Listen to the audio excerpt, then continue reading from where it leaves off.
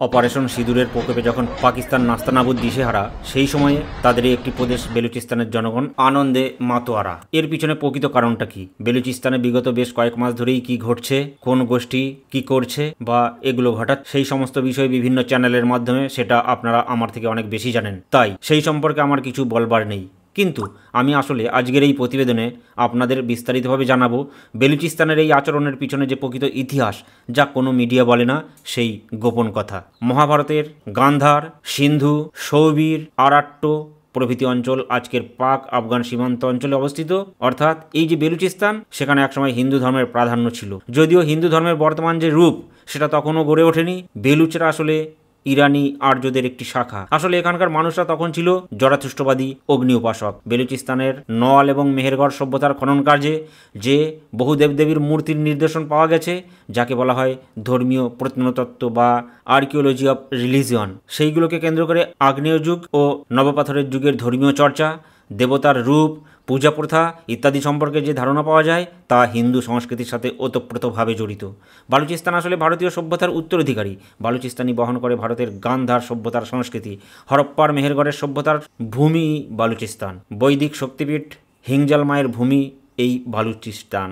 আর বালুচরা যুগ যুগ ধরে হিংজাল মায়ের দ্বার রক্ষকের ভূমিকা পালন করে চলেছে। অথচ সেই জায়গায় বর্তমানে হিন্দুদের কোনো অস্তিত্বই নেই। 2023 সালের আদমশুমারি অনুযায়ী পাকিস্তানে মুসলিম জনসংখ্যা 96% এবং বেলুচিস্তানে 97%। বেলুচিস্তান কোন অঞ্চলটাকে বলা হয় সেটা যদি আমরা একটু দেখবার চেষ্টা করি, তাহলে বলা যেতে পারে দূর অতীতে পারস্যের, অর্থাৎ বর্তমানে যে দেশটি ইরান, তার আগে নাম ছিল পারস্য, এর সীমানাবর্তী মরুভূমি হতে দক্ষিণ পশ্চিম দিকে পাড়ি দিয়ে নেমে আসা বিস্তীর্ণ জনপদ, এটাই ছিল বেলুচিস্তান। অর্থাৎ পারস্য বা ইরান, আফগানিস্তান এবং পাকিস্তান, এই তিনটি দেশের সীমানা জুড়ে ছড়িয়ে থাকা প্রায় 3,50,000 বর্গ মাইলের এই অঞ্চল বেলুচিস্তান নামে পরিচিত। বেলুচিস্তান শব্দটি দুটি পার্সি মূলের সমন্বয়ে গঠিত, বেলুচ এবং স্থান। বেলুচ বলতে বোঝায় দক্ষিণ পশ্চিম এশিয়ার অন্যতম প্রাচীন জনগোষ্ঠীকে, আর বেলুচিস্তান কথাটার মধ্য দিয়ে আসলে বোঝায় বেলুচদের স্থান বা বেলুচদের ভূমি। অর্থাৎ বেলুচ সম্প্রদায়ের লোকেরা যে অঞ্চলে বসবাস করে তাই হচ্ছে বেলুচিস্তান। তবে এখানে মনে রাখতে হবে, এই সময়ে এখানে অনেকগুলো ছোট ছোট বেলুচ গোষ্ঠী ছিল। বেলুচগুলি মূলত ক্ষুদ্র ক্ষুদ্র উপজাতি। তারা নিজেদের কিলাহ বা গোত্রভিত্তিক শাসক খানের অধীনে ছিল।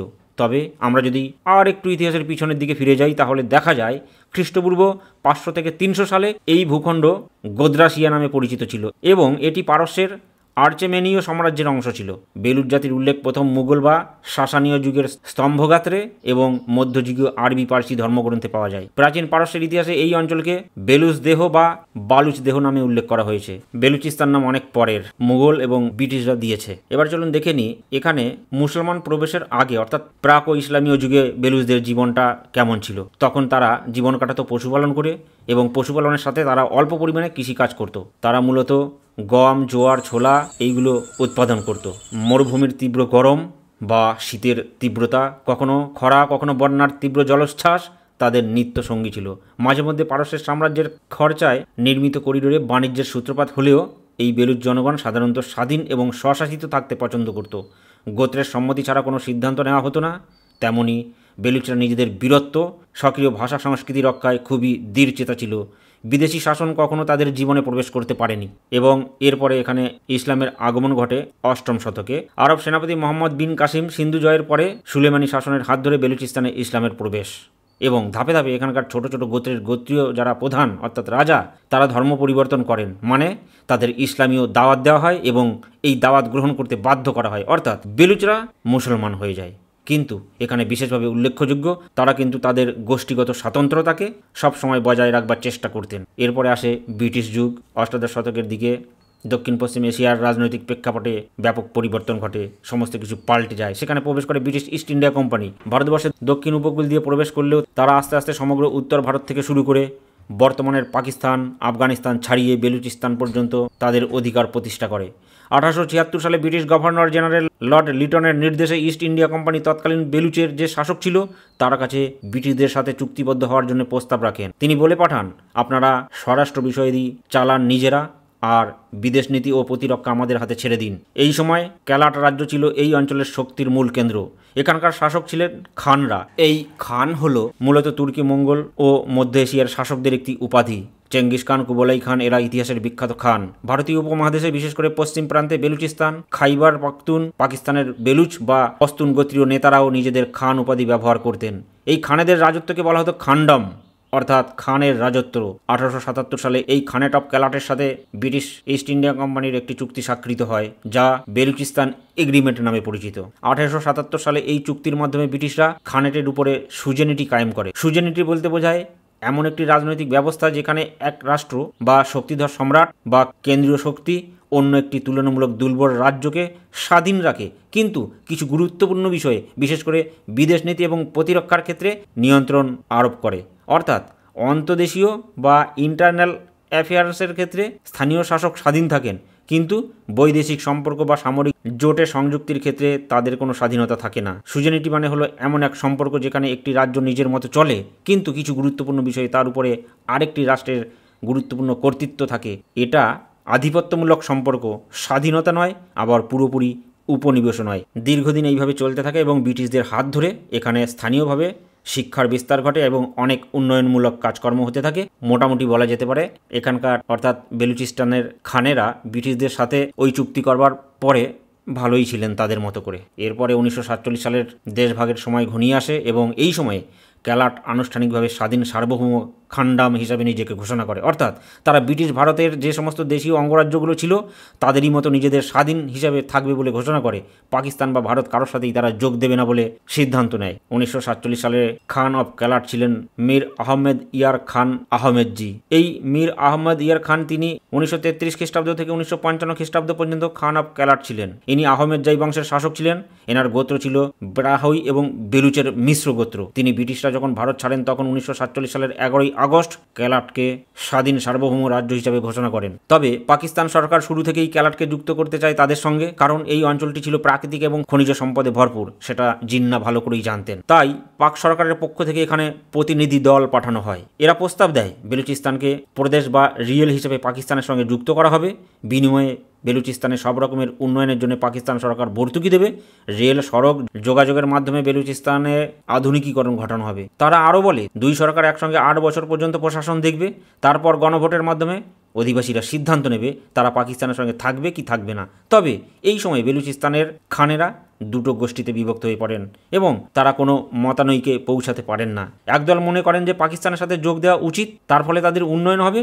অন্য দল মনে করে এটা করলে তাদের গোষ্ঠীগত স্বাধীনতা ক্ষুণ্ণ হবে। এবং এই রকম টালমাটাল অবস্থার মধ্য দিয়ে শেষ পর্যন্ত 1948 সালের 30 মার্চ পাকিস্তানের সাথে Khan of Kalat Mir Ahmad Yar Khan instrument of accession নামক চুক্তি স্বাক্ষর করেন, যার ফলে বিশেষ করে প্রতিরক্ষা এবং পররাষ্ট্রনীতি হস্তান্তর করে ক্যালাট রাজ্য পাকিস্তানে যোগদান করে। এরপরে 1954 সালের 15ই অক্টোবর প্রাদেশিক সংহতির নামে পশ্চিম পাকিস্তানের 1 ইউনিট কাঠামো গঠনের জন্য 1 ইউনিট স্কিমের উপরে চুক্তি স্বাক্ষরিত হয়।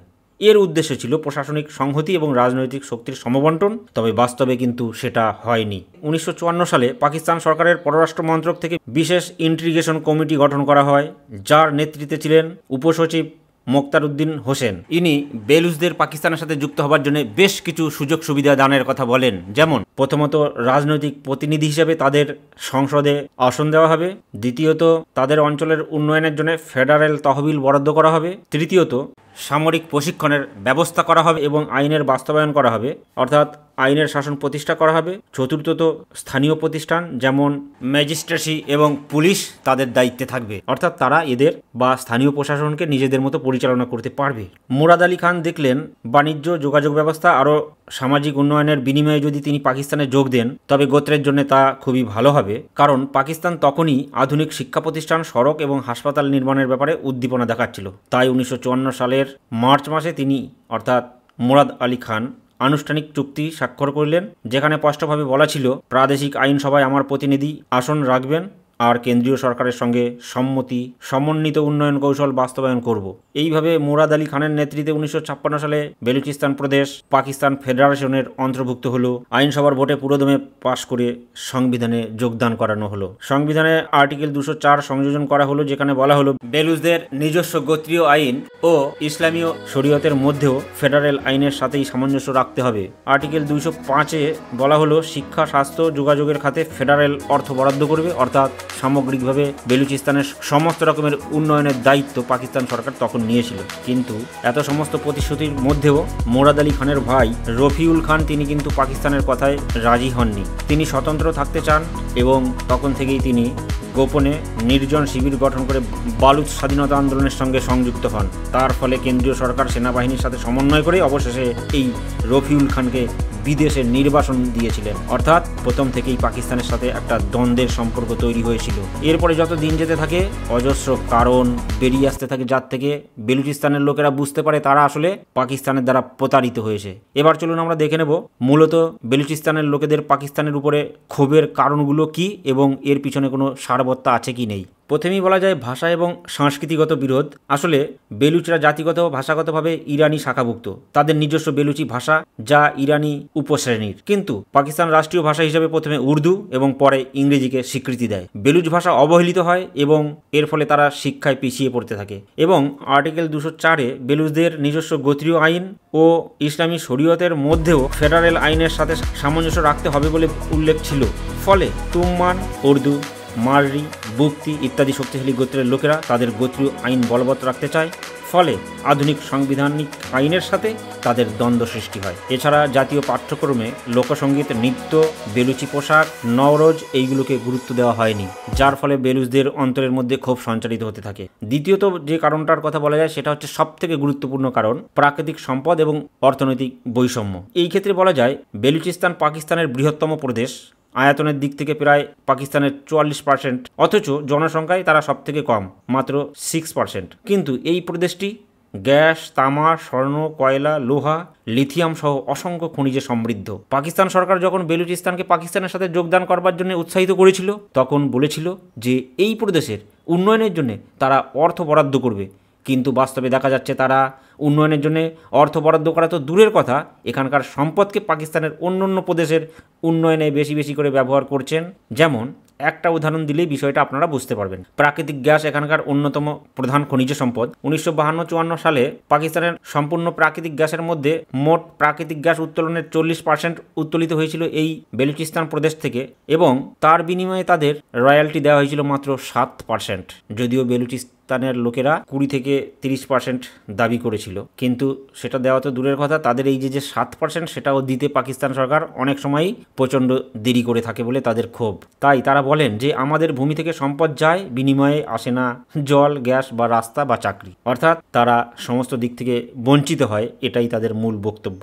এবং আর একটা বিষয় বিশেষভাবে উল্লেখযোগ্য, বর্তমান সভ্যতায় লিথিয়াম সবথেকে মূল্যবান খনিজ সম্পদ। 2023 সালে মার্কিন জিওলজিক্যাল সার্ভে বালুচিস্তানে বিরাট একটা লিথিয়ামের খনি আবিষ্কার করেছেন, এবং এরপরেই অতিরিক্ত সেনা মোতায়েন করে পাকিস্তান সরকার ওই অঞ্চলের জমি অধিগ্রহণ করা শুরু করেছে। এর ফলে স্থানীয় লোকেদের মধ্যে ক্ষোভ দানা বেঁধেছে। আর একটি উল্লেখযোগ্য কারণ হচ্ছে 2010 সালে পাকিস্তান সরকার তাদের সংবিধানে 18তম সংবিধান সংশোধনের মাধ্যমে আর্টিকেল 172 সংযোজিত করেছে, যেখানে বলা হয়েছে প্রাকৃতিক সম্পদ ফেডারেল এবং প্রভিন্সের মধ্যে 3:1 অনুপাতে ভাগ করা হবে, যেটা বেলুচদের মতে অপর্যাপ্ত। কারণ পাকিস্তানের 40% খনিজ সম্পদ এই বেলুচিস্তানে উৎপন্ন হয়, কিন্তু সেখানে তারা পাবে খুবই কম। এরপরে যেটা বলা যায় পাকিস্তানের উপরে বেলুচিস্তানের লোকেদের ক্ষোভের মূল কারণ, সেটা হচ্ছে সামরিক অত্যাচার। পাকিস্তানের নিরাপত্তা নীতিতে বেলুচিস্তান সেনসিটিভ সিলিয়েন্স জোন অর্থাৎ SSZ, ফলে এইখানে কঠোর নিরাপত্তার নামে পাকিস্তান সরকার মাঝে মাঝেই দমনমূলক নীতি অবলম্বন করেন,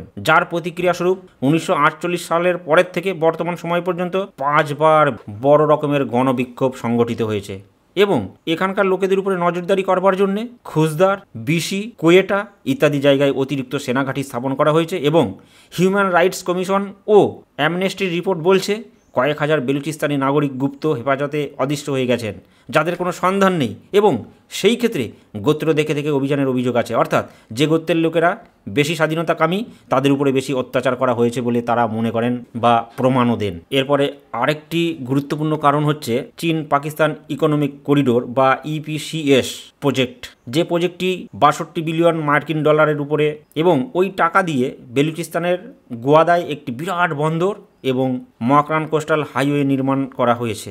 এই প্রজেক্ট দুটি বেলুচিস্তানে, কিন্তু বেলুচের অনেকেই মনে করেন এই ইপিসিএস এর প্রজেক্ট করে তাদের কিছুই লাভ হয়নি, কারণ এত বড় একটা প্রজেক্ট চালু করতে রাজ্য সরকার বা স্থানীয় প্রতিনিধিদের সাথে যে পরিমাণে আলোচনা করা দরকার সেটা পাকিস্তান সরকার করেনি। স্থানীয় প্রতিনিধিদের গুরুত্ব না দিয়েই জোর করে এই প্রজেক্ট করা হয়েছে। দ্বিতীয়ত বলা যায় এই প্রকল্পে শ্রমিক, ঠিকাদার এবং বিভিন্ন মালপত্র বা উপকরণের সরবরাহ করবার ক্ষেত্রে বেলুচিস্তানের লোকেদের কাজে লাগানো হয়নি, স্থানীয়রা বরঞ্চ সমস্ত দিক থেকে বঞ্চিত হয়েছে। এবং এই প্রকল্প থেকে যে মুনাফা বা লাভ হচ্ছে তা মূলত চীন সরকার এবং কেন্দ্রীয় পাকিস্তান সরকার ভোগ করছে। বেলুচিস্তানের রাজস্ব ভাগে অর্থাৎ রয়্যালটি বা ল্যান্ড লিজের যে ভাগ সেটা খুবই অল্প। এবং বলা যেতে পারে এই মকরান হাইওয়ে এবং বন্দর নির্মাণের কাজের ফলে মাছ ধরবার জীবিকার সাথে জড়িত বহু জেলে ক্ষতিগ্রস্ত হয়েছেন, যাদের উচ্ছেদ করা হয়েছে। এবং এছাড়াও বলা যায় নিরাপত্তা বজায় রাখবার জন্য এইখানে প্রচুর পরিমাণে সেনা মোতায়েন করা হয়েছে। এর ফলে বেলুচিস্তান ব্যাপকভাবে সেনানিবাসে পরিণত হয়েছে, যা স্থানীয়দের চরম নিরাপত্তার অভাব বলেই তারা মনে করে। এরপরে বেলুচদের ক্ষোভের আরেকটি মূল কারণ বলা যেতে পারে ন্যাশনাল ফাইন্যান্স কমিশন।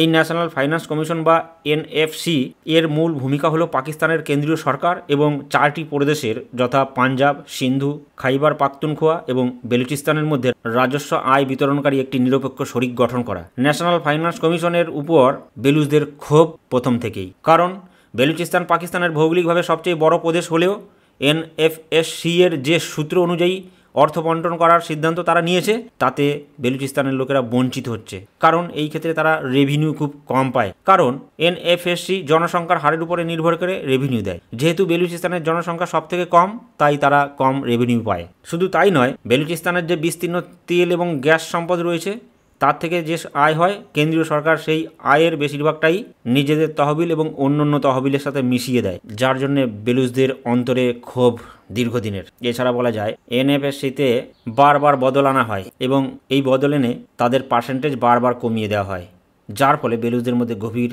অবিশ্বাস গড়ে উঠেছে।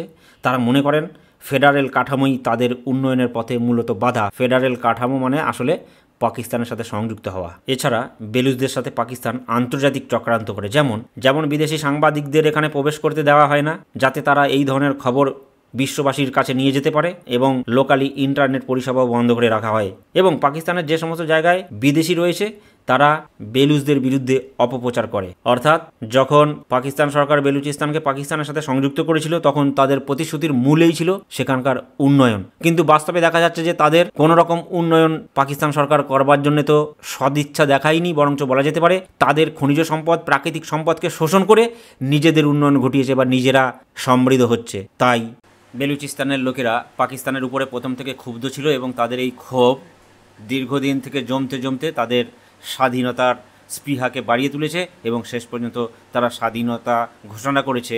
এবং এই প্রসঙ্গে আমার বক্তব্য যে অবশ্যই ভারত সরকারের ভূমিকা ছিল, এবং সেটা যদি আলোচনা করতে যাই তাহলে প্রতিবেদনটা অত্যন্ত দীর্ঘ হয়ে যাবে। তাই আমার এই প্রসঙ্গে অন্য ধরনের একটু যদি এর ভালো বা মন্দ আপনারা বুঝতে চান তাহলে আমার চ্যানেলে এই দুটো ভিডিও রয়েছে, এই দুটো ভিডিও অবশ্যই দেখুন। এখানে যুক্তিসঙ্গতভাবে আলোচনা করা আছে, আপনাদের জীবন দর্শনটাই হয়তো পাল্টে যাবে এই দুটো ভিডিও দেখলে। এবং তাদের ভারতের পতাকা নিয়ে মিছিল করবার কারণ কি সেটা যদি সম্পর্কে আপনাদের কোনো ধারণা থাকে সেটা অবশ্যই কমেন্ট বক্সে কমেন্ট করে জানাবেন। নমস্কার, এতক্ষণ পর্যন্ত ধৈর্য ধরে প্রতিবেদনটি দেখবার জন্য সকলকে আনফোল্ড হিস্ট্রি চ্যানেলের পক্ষ থেকে অসংখ্য ধন্যবাদ। এবং এরকম ধরনের প্রতিবেদন করবার জন্য আপনারা উপলব্ধি করতে পারছেন অনেক পরিশ্রম করতে হয়, তাই অবশ্যই একটি কমেন্ট করবেন। আপনাদের একটি কমেন্ট আমাদের খুবই উৎসাহিত করে, এবং কী ধরনের প্রতিবেদন আপনারা দেখতে চান সেটা অবশ্যই জানাবেন। সকলের মধ্যে ছড়িয়ে দিয়ে সকলকে দেখবার সুযোগ করে দেবেন। সকলকে আরেকবার ধন্যবাদ জানিয়ে শেষ করছি। ভালো থাকবেন, সুস্থ থাকবেন, দেখা হবে পরবর্তী কোনো প্রতিবেদনে।